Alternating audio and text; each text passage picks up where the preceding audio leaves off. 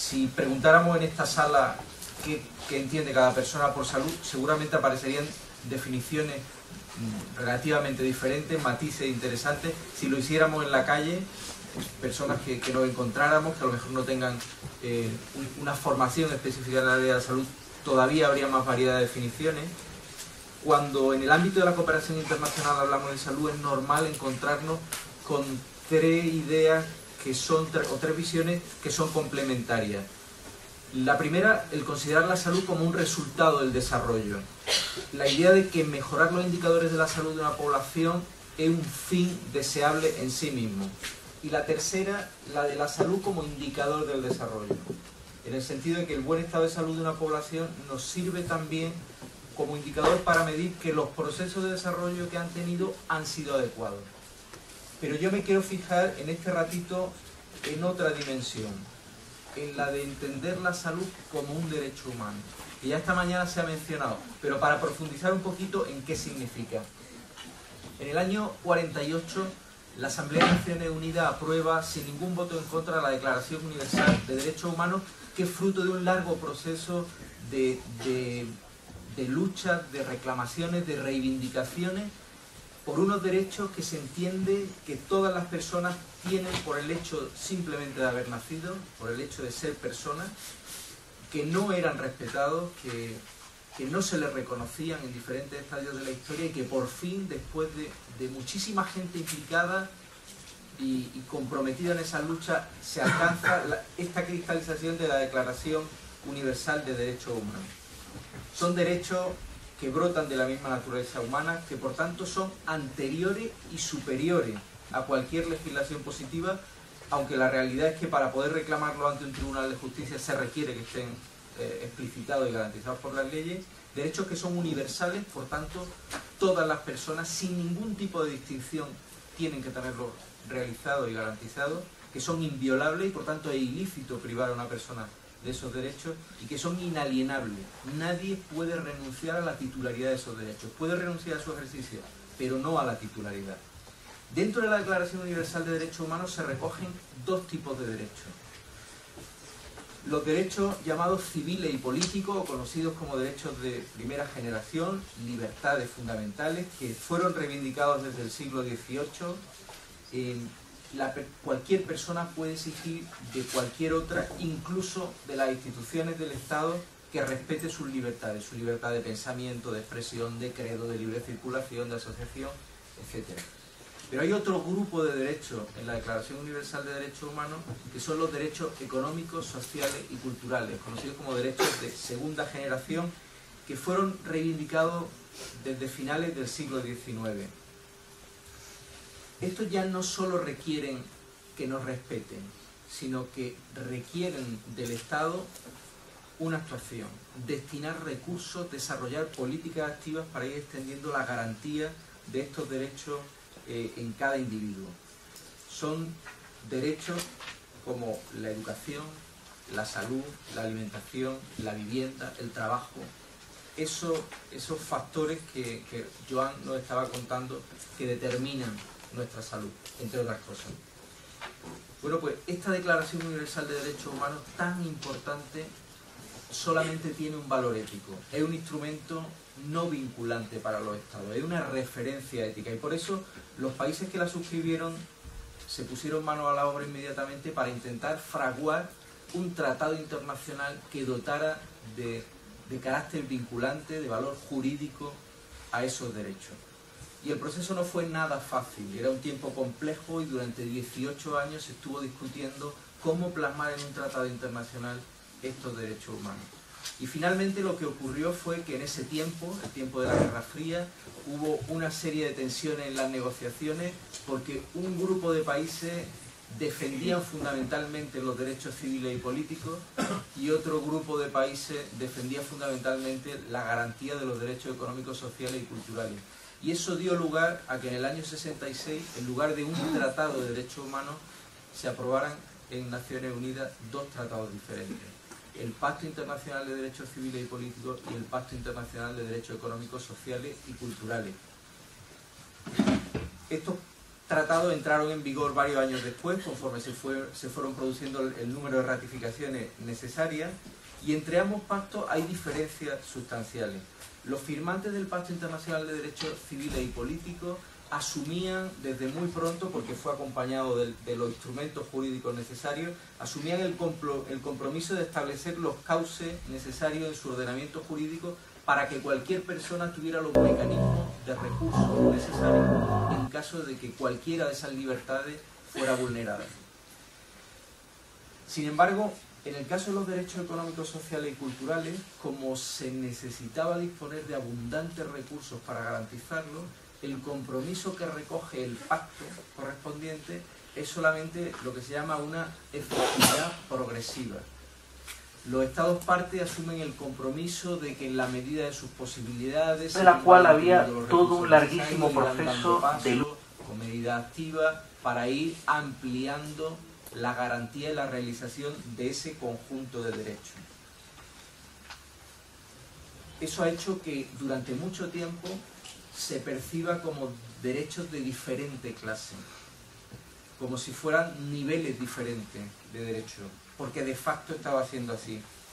En una conferencia internacional de derechos humanos que hubo en Viena en el año 93, la comunidad internacional implicada en los derechos humanos insistió mucho en los principios que deben orientar la aplicación de la Declaración Universal, y muy especialmente la indivisibilidad, la interrelación y la interdependencia que hay entre todos estos derechos, lo que implica reubicar los derechos económicos, sociales y culturales como derechos humanos en situación de igualdad con los civiles y políticos, porque al final hay relaciones tan estrechas entre unos y otros que si no se garantizan unos, muchos de los otros quedarán vacíos de contenido. ¿De qué sirve que como un derecho civil y político declaren que tenemos derecho a la vida si luego nos falta alimentación, nos falta salud, nos falta trabajo, nos falta vivienda? ¿Qué valor tiene nuestro derecho a la vida? Bueno, el derecho humano a la salud entra dentro de este bloque de los derechos económicos, sociales y culturales. La Declaración Universal en su artículo 25 nos dice: toda persona tiene derecho a un nivel de vida adecuado que le asegure, así como a su familia, la salud y el bienestar, y en especial alimentación, vestido, vivienda, asistencia médica, servicios sociales necesarios. Tiene asimismo derecho a unos seguros en caso de desempleo, enfermedad, invalidez, viudez u otros casos de pérdida de los medios de subsistencia por circunstancias independientes de su voluntad.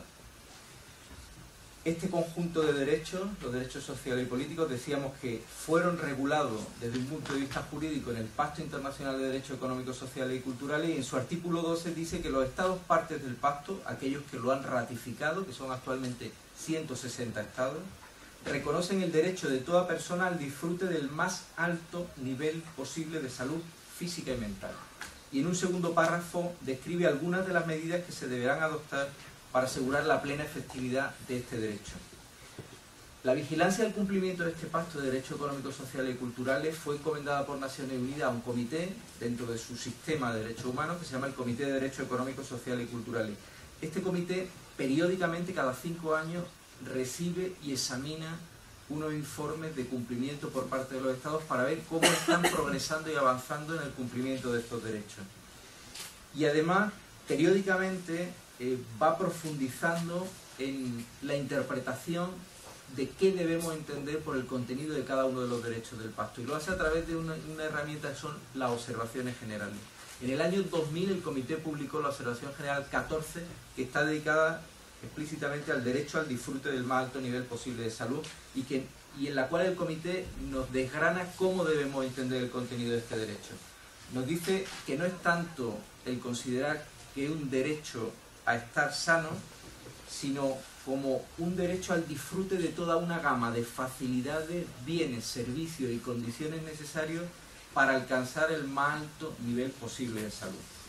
Y además el comité interpreta que este derecho es un derecho inclusivo que no solo abarca la atención de salud oportuna y apropiada, sino también los principales factores determinantes de la salud.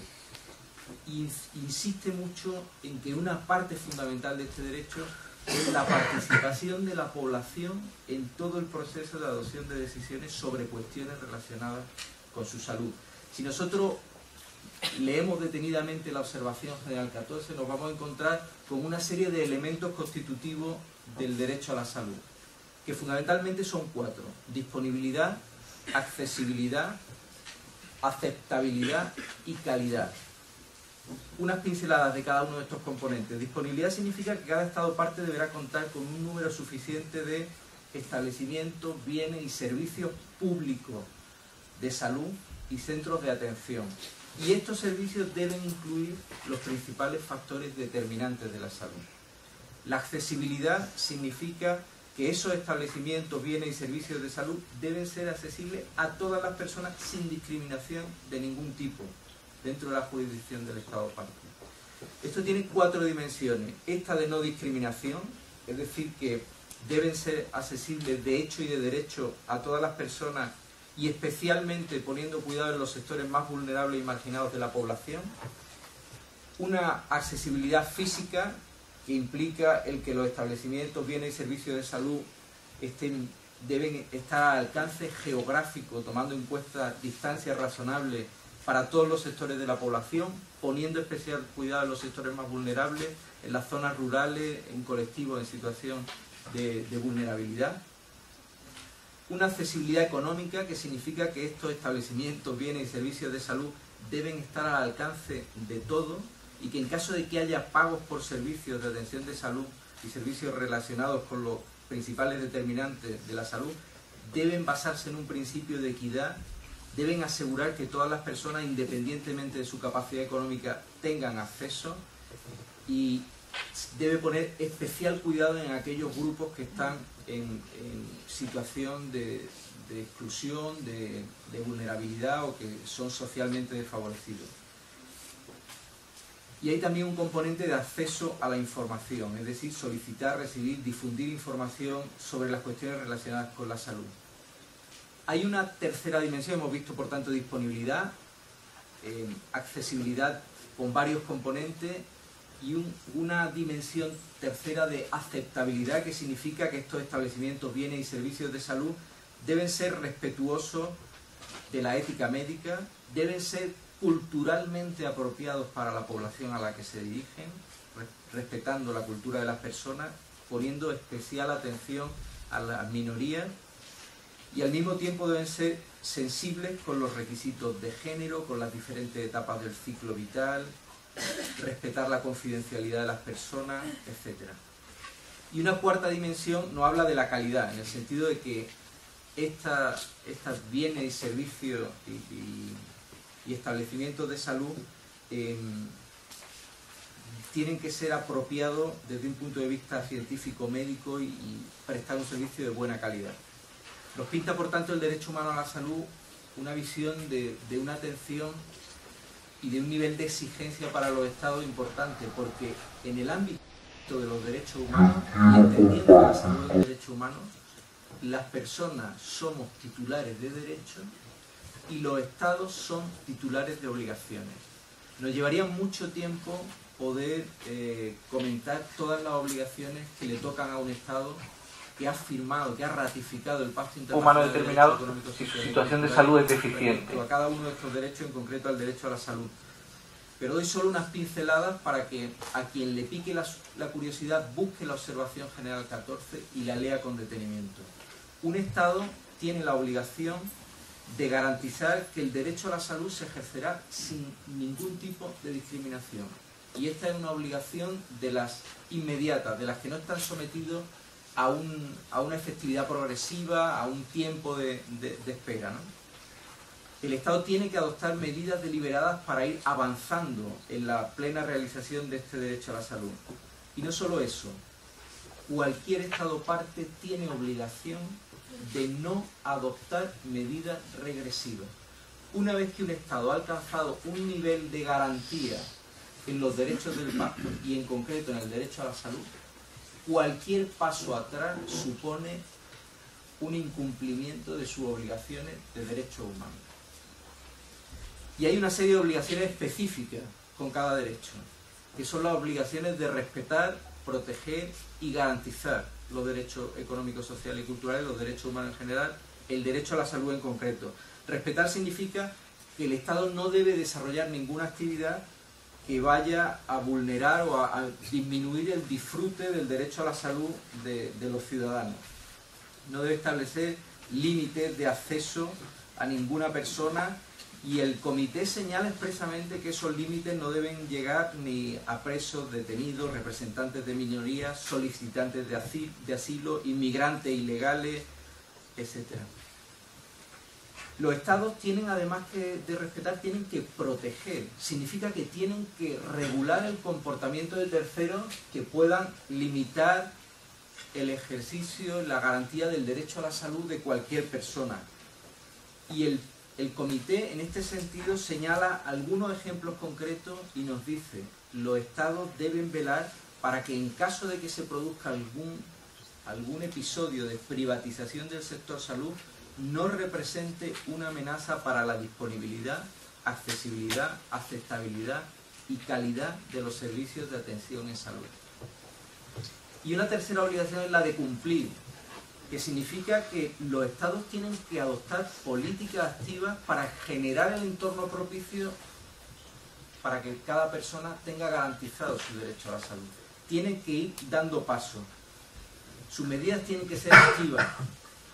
Y además, en caso de que haya algún colectivo que en un momento determinado se encuentre en una situación que no puede proveer, no puede acceder a los servicios de salud necesarios, el Estado tiene la obligación de realizarlo por encima de cualquier regulación administrativa. Por tanto, vemos que hay obligaciones muy importantes por parte del Estado, y habría que preguntarse si en la situación actual que estamos viviendo todo esto se está teniendo en cuenta a la hora de adoptar determinadas medidas. Sería muy interesante que pudiéramos comentar alguna idea sobre otro tipo de obligaciones que hay en el contexto internacional, obligaciones de cooperación, pero no querría cerrar sin comentar un problemita que había con el Pacto Internacional de Derechos Económicos, Sociales y Culturales. Este pacto no contó en su inicio con un protocolo facultativo que regulara con detalle las medidas que en la jurisdicción internacional se podían adoptar, como sí lo tuvo el Pacto de Derechos Civiles y Políticos. Y esto fue un tema que la comunidad internacional implicada en los derechos humanos ha venido reclamando durante mucho tiempo, hasta que finalmente, en el año 2008, justo el día 10 de diciembre, cuando se cumplían 60 años de la Declaración Universal de Derechos Humanos, se aprobó el protocolo facultativo para el Pacto Internacional de Derechos Económicos, Sociales y Culturales. Y este protocolo facultativo ha entrado en vigor el día 5 de mayo de este año. Hay 11 estados en el mundo que ya lo han ratificado, y por tanto, para esos 11 estados, este protocolo está ya en vigor. Y España es uno de esos estados. ¿Y qué significa esto? Significa que cualquier persona en el Estado español que entienda que se han incumplido las obligaciones estatales sobre su derecho a la salud, a la alimentación, a la educación, a la vivienda, que ha habido algún tipo de incumplimiento y no encontrara respuesta adecuada dentro del ordenamiento jurídico español, ahora ya tiene la posibilidad de un recurso ante Naciones Unidas, en concreto ante el Comité de Derechos Económicos, Sociales y Culturales. Este paso da un empujón más, fortalece un poco más la protección de estos derechos económicos, sociales y culturales que, como quiera, todavía nos presentan demandas muy importantes. En resumen, quedémonos con la idea de que la salud es un derecho humano, universal, inviolable e inalienable, que incluye tanto la atención sanitaria oportuna y adecuada como los factores determinantes de la salud, que las personas somos titulares de este derecho y los Estados son titulares de obligaciones, y que los Estados que han alcanzado mayores niveles de desarrollo deberían cooperar con aquellos otros Estados en los que la atención en salud es más deficiente para apoyarlos en la ampliación de la garantía de este derecho. Me quedo aquí para no consumir más tiempo y alterar el orden de la jornada, y luego, si queréis, en las preguntas profundizamos alguna idea.